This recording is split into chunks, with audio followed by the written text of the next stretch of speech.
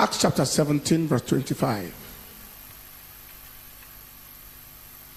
Neither is worship with men's hands, talking about God, as though he needed anything, seeing he giveth to all life and breath and all things. I'm looking at the facts of life. God is not worshipped with men's hands as though he needed anything, but seeing he giveth to all life and breath and all things. What is life all about? The worst thing that can happen to anybody is to be living and does not know the reason why he's alive. Sleep every night, wake up every morning to no purpose. It's a tragedy of life. Please understand these three things. First, when the purpose of life is not understood, life ends with regrets. When the purpose of life is not understood, life ends with regrets. There are many people today, at the end of their journey, they are full of too many regrets. I wished I did this, I wish I didn't do that. When the purpose of life is not understood, life ends with regrets. Secondly, when the purpose of life is not understood, life is lived as a burden. When the purpose of life is not understood, life is lived as a burden. You see people, at times, just what's the aim of this life? It's burdensome.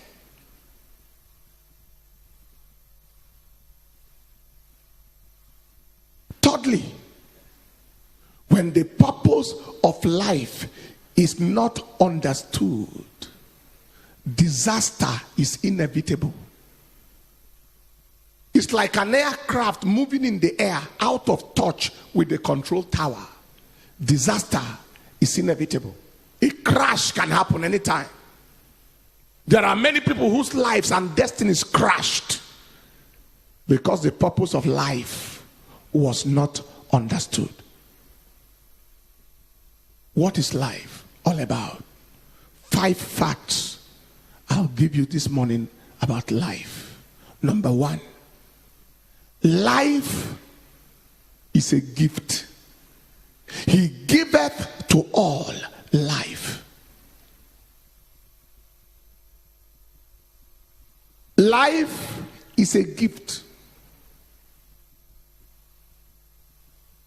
Nobody decided to live and he's alive. Life is a gift. What is the implication of life being a gift? One implication, simple. Life must be used to the pleasure of the giver. If it is a gift, then it must be lived to the pleasure of the giver. How excited would you be, brothers and sisters? You bought a fine looking suit and you gave it to somebody, and the next time you visited his house, he was using the suit as rag. What a pain. What a pain. That is how exactly Almighty God feels when he gave you life and you choke it with alcohol and you suffocate it with Indian hemp and you squander it in prostitution. And instead of advertising God with your body, you advertise the flesh and usher people into distraction and destruction.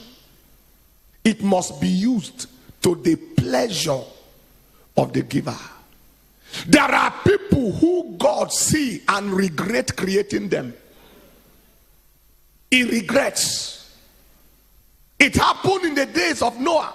He said he repented God that he made man. When he saw the way they lived and he saw the way they squandered themselves, he said, God repented. Why did I make these people? Let me finish them with the flood. As we are seated here, my dear brothers and sisters, when God looks at your life, is he glad that he made you, or he's sad that he made you?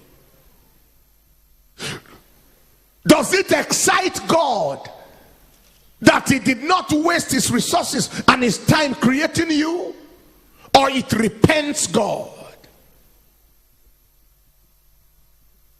That was Genesis 6 and in verse 5 and 6. And God saw that the wickedness of man was great in the earth, and that every imagination of the thoughts of his heart was only evil control, and it repented the Lord that he had made man. That is in the days of Noah. There are many of us, the way we spend our time, the way we spend our money, the way we carry ourselves, God will look and say, oh, what a waste of effort on this one. What a waste. I don't know about you, but I want to live my life to such a point where God will look down and say, this is my beloved son. I am happy with you. I am happy with you. With the way you pray, you study my word, you touch people's lives, with the way you sacrifice yourself for me, with the way you insist on doing what is right and tell others to do the same, with the way you are leading people to heaven and not leading them to hell. I am happy with you. Is God Almighty happy with you? Life is a gift that must be lived to the pleasure of the giver. This is my beloved son. In him I am pleased. Number 2, life is a privilege.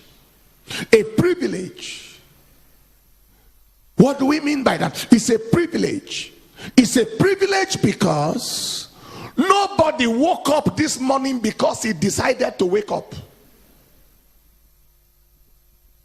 There were those who slept last night and they couldn't wake up this morning. There was no trace of sickness, no diabetes, no hypertension, no peptic ulcer disease. They slept in health and woke up in death. It's a privilege. Nobody can be too powerful and for the sake of his power he is alive. Nobody can be too wise and because of his wisdom he lived. Nobody can be too talented and because of his talent he lived. Nobody can be so connected that his connection made him to live. For every single second the man lives, it is a privilege, not a right. Is God speaking to somebody here? I heard the story of this very rough American President Theodore Roosevelt. Very rough, very aggressive, very fightful man, very audacious. A man given to adventure. A man who could fight anything. And one day he died. And he died in his sleep. And somebody wrote and said, only in sleep could that man have died. Because if he was awake, he would have fought with death. You see, he was powerful, but not too powerful to bow for death. Am I communicating? Medical professor carried his resident doctors and if you have ever been to a teaching hospital, you see how a professor is moving and consultants are moving with him and residents and doctors in training and then undergraduates, everybody moving along. And one day he had some slight abdominal condition. And he did an ultrasound on himself and realized it was hepatocellular carcinoma. And he told them, oh, this is the diagnosis. Bye, all of you. He has been a doctor and a professor for years. He hasn't seen anybody survived it. So he wished them bye and bowed to death. Despite his medical knowledge, he couldn't help himself. Take your seat. It's a privilege. Because even doctors who treat others die too.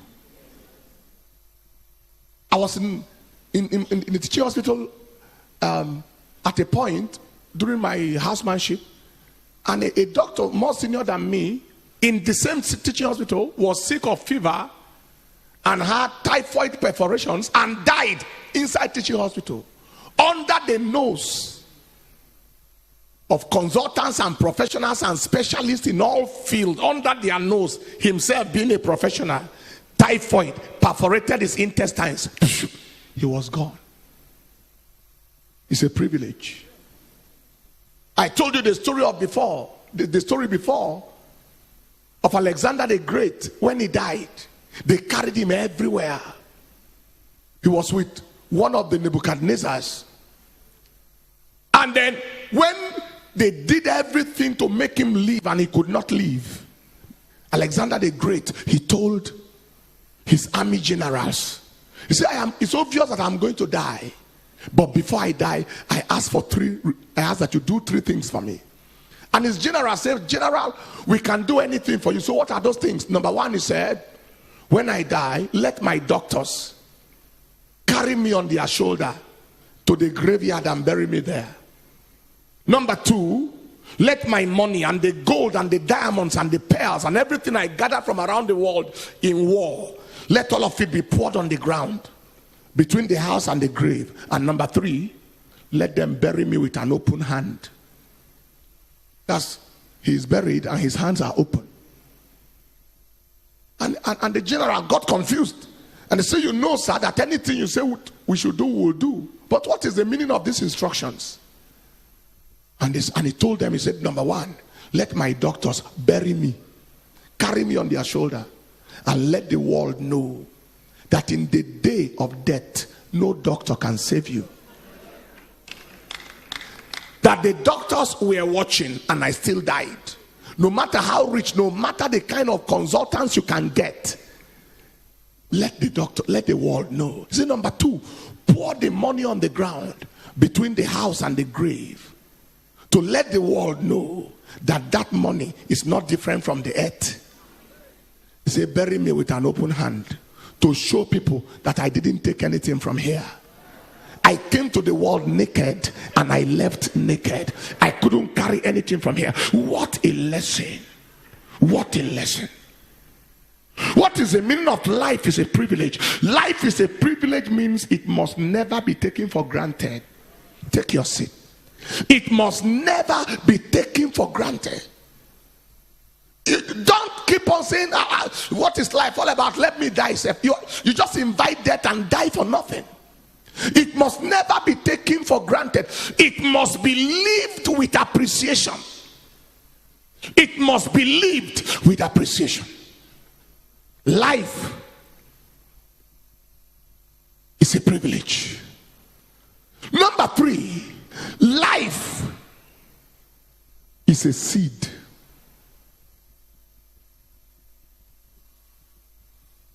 Life is a seed. Life is a seed. Life is a seed. How we live today determines where we end tomorrow. Every act is a seed that is definitely going to produce a harvest. Life is a seed. The way you live is the seeds you are sowing. Living is seeding.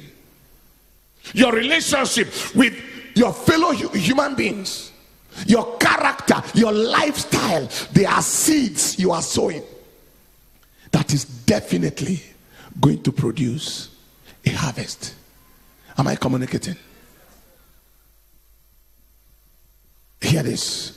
How you live in time determines where you end in eternity. People are sowing seeds with their lives. When you lie against your neighbor, you sow the seed that you reap in time and eternity. When you stole money that is not your own, you sow the seed. When you step into somebody's home, push out the woman, marry the man. All right? The woman doesn't deserve the man. You deserve the man more than the woman. You sow seeds that will generate for you harvest in time and in eternity. When you fail the student because she refused to compromise and give you bribe or sleep with you, and you fail them in exam, as if they send them to school for you to destroy their lives, you sow the seed that you are going to reap in time and eternity. When you carry petrol and mix it with kerosene or something in order to increase the profit, you sow the seed that you will reap in time and eternity. When you carry flour that they used to bake and you mix it with cassava to increase its volume, you sow the seed that you reap in time and eternity. When you increase, you reduce your age in order to get job, you sow the seed that you reap in time and in eternity. When you lied so you can get visa, you sowed a seed. Are you hearing what I'm saying here today? People are busy sowing seeds on a daily basis. When you lie against your neighbor at the place of work so you can get favor, you sow the seed so that the person can reduce and you can increase. You sow the seed.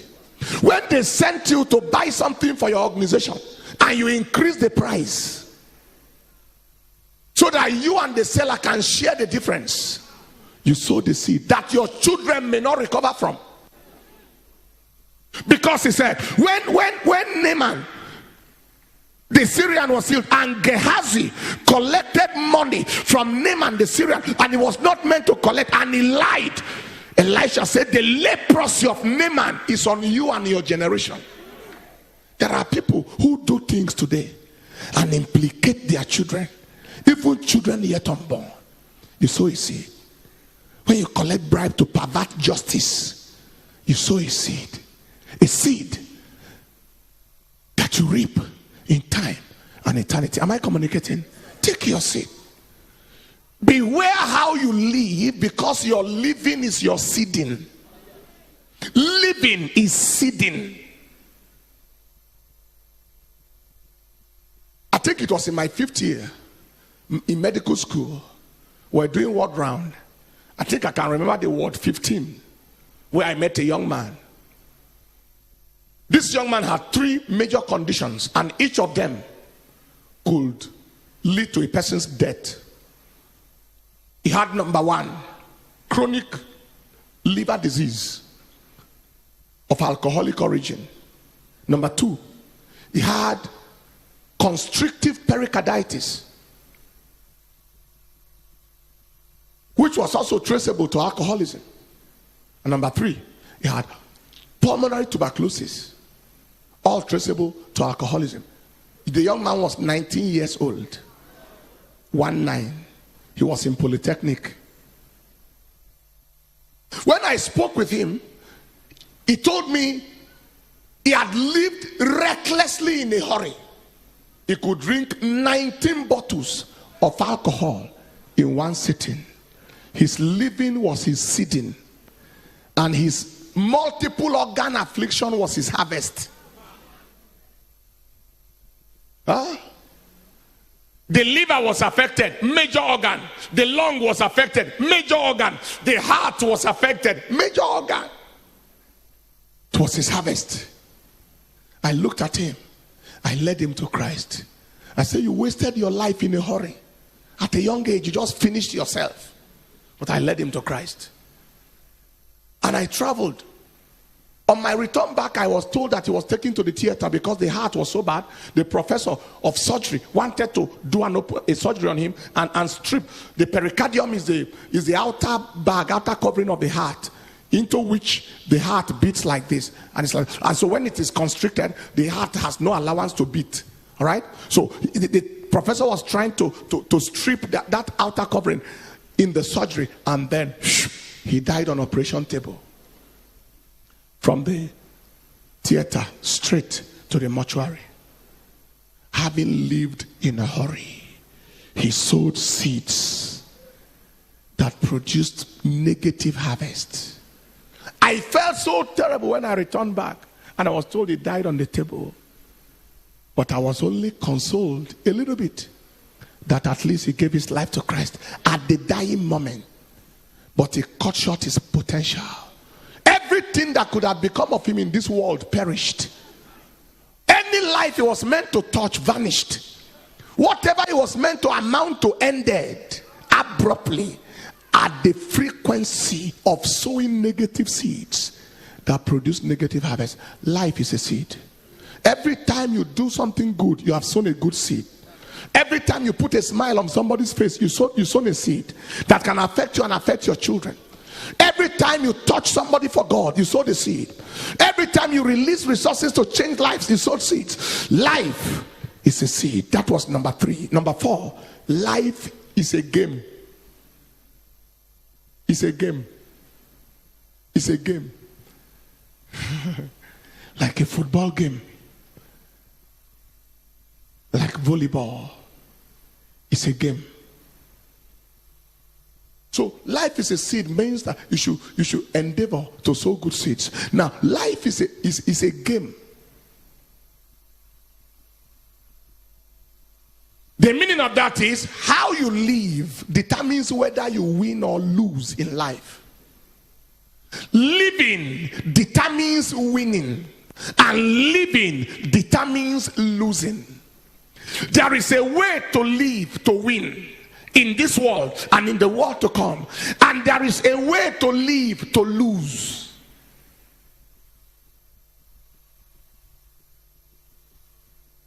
Whatever we do in life involves transaction. Esau lived to lose. Jacob lived to win. Just for the satisfaction of his appetite, Esau sold his birthright. He got the meal of a day and lost the right of a lifetime. Am I communicating? That is how it is. Many times we try to gain something and we lose something. It is like you gave 5 naira, you gave 50,000 naira and you got a shoe. What you want to find out is whether the shoe justifies the 50,000. Am I communicating? Am I communicating?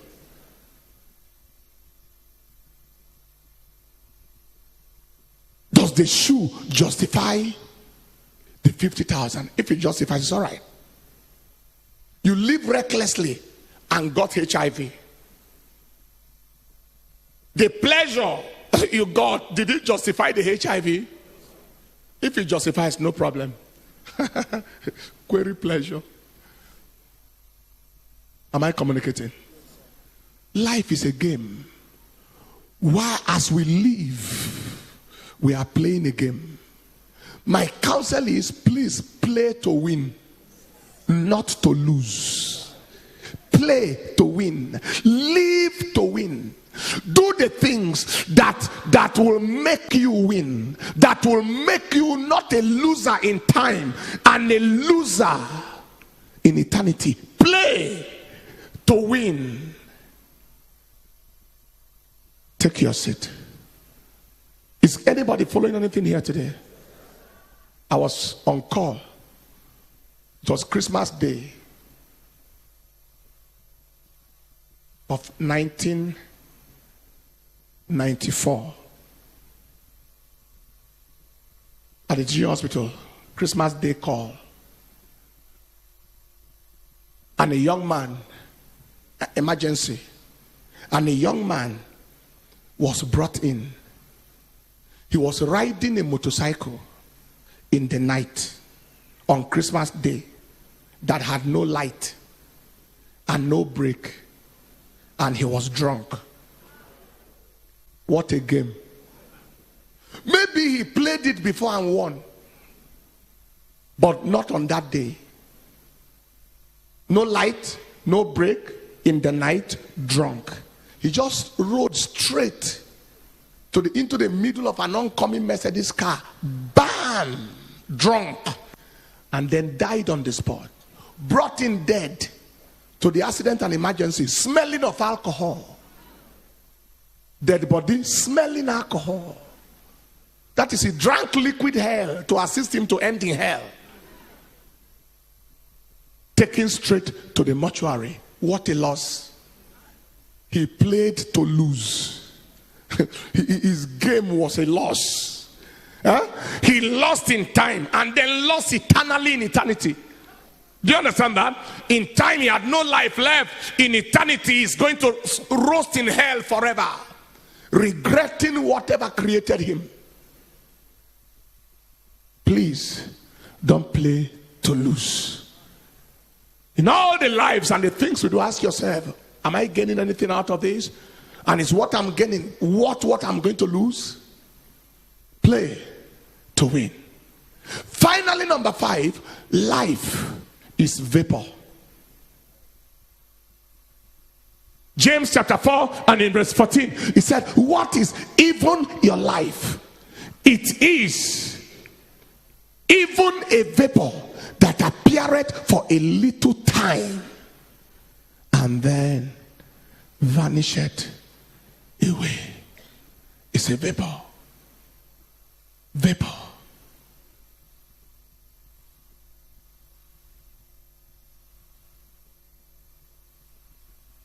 The best of men are men at best. Man, nobody can be so powerful not to be a man, no matter how powerful you are. Vapor that appears for a while. Everyone you see today will go someday. The founder of Apple Computers, who died about 3 or 4 years ago, Steve Jobs, at the age of 54. He went to give a talk somewhere and noticed a symptom in his body. And he realized that it was a terminal symptom. So he gave a 15-minute talk in the university. And he said, by the time the doctor showed him his diagnosis, the whole of his life came before him. How did I live? How should I have lived? What should I do?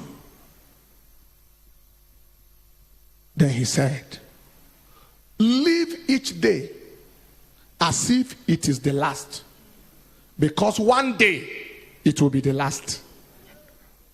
Do you know the meaning of that? If you live for, let me say, God has planned for somebody here to pass on to eternity on the 5th of July 2060. I think that's a good allowance. If Jesus tarries to come on the 5th of July 2060, it means on the 4th of July, you have only one day to live. But you may not be aware. One day, everybody will have only 24 hours. One day. Don't wait for that 24 hours to arrive. Live it now. Hello? Somebody told John Wesley, they said to him, if you have 24 hours to live, John Wesley, the founder of the Methodist Church,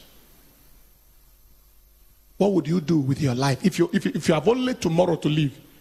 He said, I will continue doing exactly what I am doing now.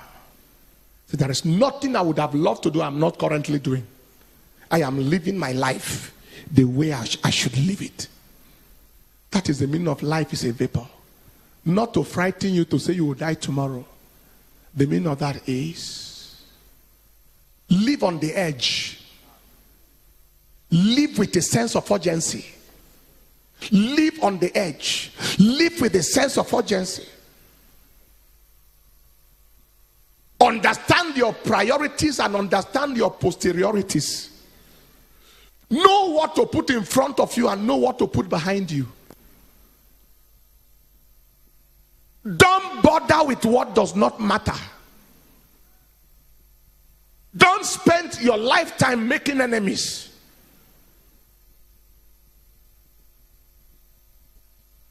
For life is a vapor.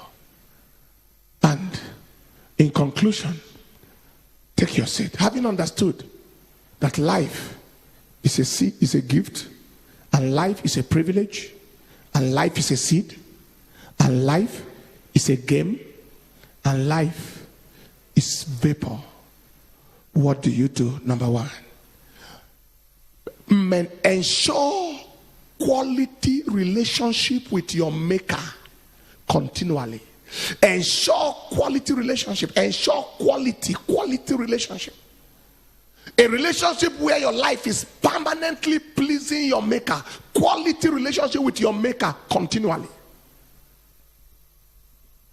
Number two, ensure quality relationship with humanity. Quality. Ensure you have valuable quality relationship with the people of your life. Husband, wife, brother, sister, loved ones. Ensure quality relationship with humanity. Ensure it. Trust God to be more of a people person than more of an anti-people person. And finally, ensure quality impact in life. Quality impact. Be remembered for something good. Do something for somebody who will never forget for life. Do something in the church that the church will remember you permanent. Do something in your generation. Quality impact. Quality impact. Quality impact. Quality impact. I traveled to attend somebody's wedding. And there were people who were there who are wondering, you traveled all the way to attend the wedding and pray for a couple. And we have invited you to preach before. You were not able to come, and you came for wedding. The question is, what is the quality of my relationship with you? Hello? How many of you know that you can visit your mother or your father not because you have business, but because they say come? Yes. Meanwhile, they may invite you somewhere for a business schedule and you don't have the time to go. That's how life is. That's how life is. You may be traveling to America and the person living in the neighborhood, the next person in the next flat is not aware. But your brother in Okigwe, you have to phone him. Somebody at a distance is aware of your movement. Somebody in proximity is not aware. It's a matter of relationship. What is my business with you? It determines what I can tell you. Take your seat. Quality impact. Let somebody be happy that your mother gave birth to you. To live for self is to live like a slave. To live for self is to end on the shelf. To live for self is to live for less. To live for self is to live for small. Live beyond yourself. Quality impact. Quality impact. And your life can never be the same.